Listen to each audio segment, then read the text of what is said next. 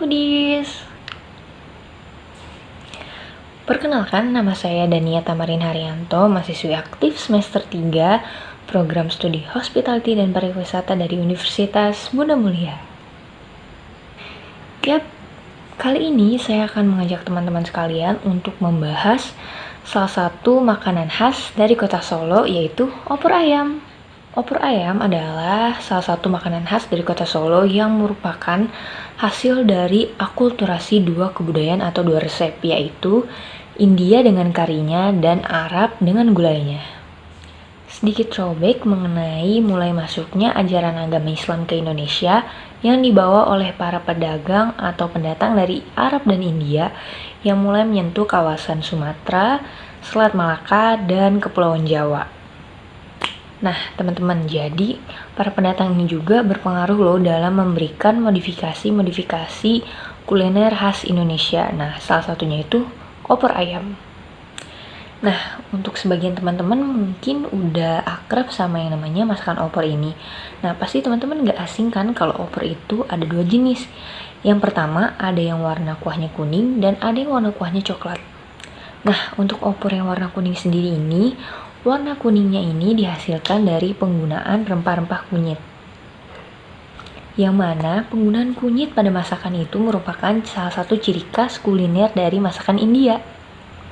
Opor sendiri ketika sudah mulai eksis di Solo atau di Kepulauan Jawa ini mulai mengalami beberapa modifikasi.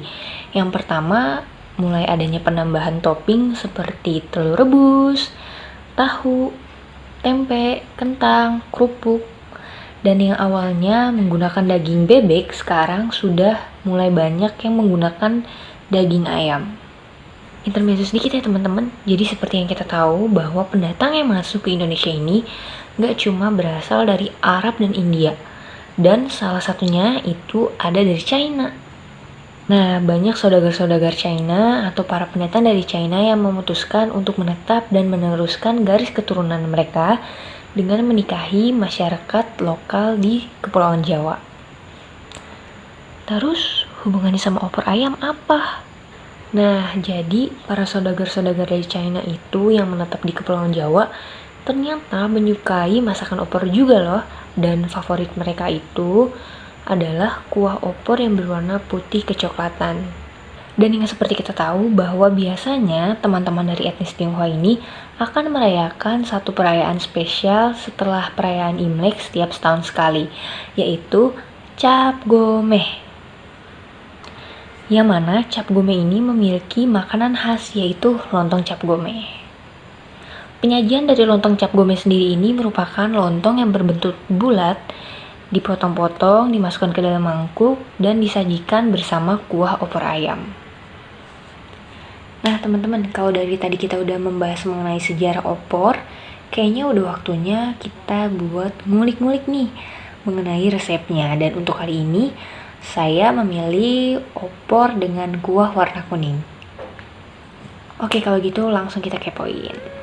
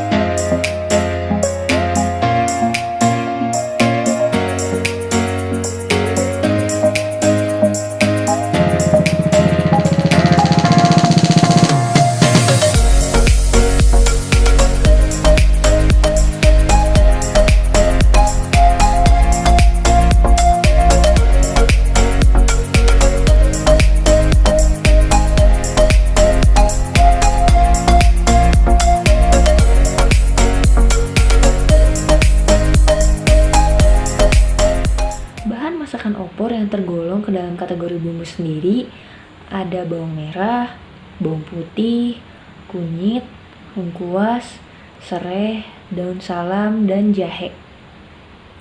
Nah, untuk bahan masakan opor yang termasuk dalam kategori rempah ada merica, ketumbar, dan kemiri. Dan untuk penyedap kita menggunakan gula, garam, dan kaldu bubuk. Untuk karakteristik bumbu dan rempahnya sendiri, penggunaan jahe dan merica ini dapat memberikan rasa pedas dan hangat pada masakan opor.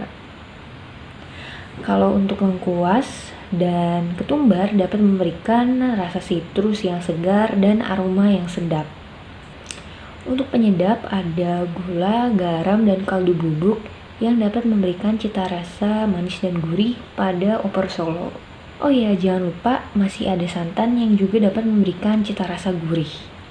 Oh iya, jangan lupa juga ya, tadi ada kunyit yang digunakan sebagai pewarna alami warna kuning pada masakan opor khas Solo ini.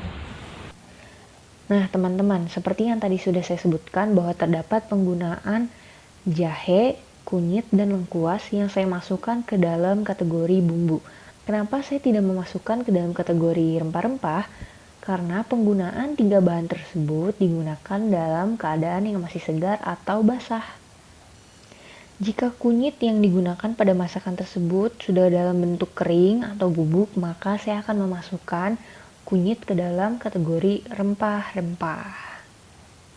Jauh sebelum bangsa Eropa sampai ke Indonesia, para pendatang dari Tiongkok dan India sudah terlebih dahulu menginjakan kakinya di Indonesia.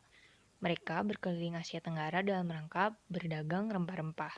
Dan pada saat itu, mulanya rempah lebih eksis di bidang obat-obatan ketimbang kuliner. Oke, mungkin sampai di sini aja pembahasan atau ngobrol-ngobrol santai mengenai opor khas Solonya. Sedikit mau ngingetin ya teman-teman, kita sebagai warga negara Indonesia ini patut berbangga loh. Kenapa? Karena negara kita ini gak cuma kaya akan kebudayaannya, tapi juga rempah-rempah dan masakannya. Dan sudah menjadi kewajiban bagi kita sebagai generasi penerus bangsa untuk melestarikan, mengembangkan, dan bahkan memperkenalkan kuliner khas Indonesia ke mata dunia. Biar gak kalah bersaing sama kuliner-kuliner dari negara tetangga. Oke teman-teman, mungkin sampai sini aja ciltok kita mengenai opor khas Solonya. Sampai jumpa di lain kesempatan dan mohon maaf apabila ada kesalahan kata dan informasi yang saya sampaikan. Kiranya teman-teman dapat berbesar hati untuk memberikan koreksi, kritik maupun saran di kolom komentar mengenai informasi yang telah saya sampaikan dalam video ini. Oke, kalau gitu see you next time foodies. Bye-bye.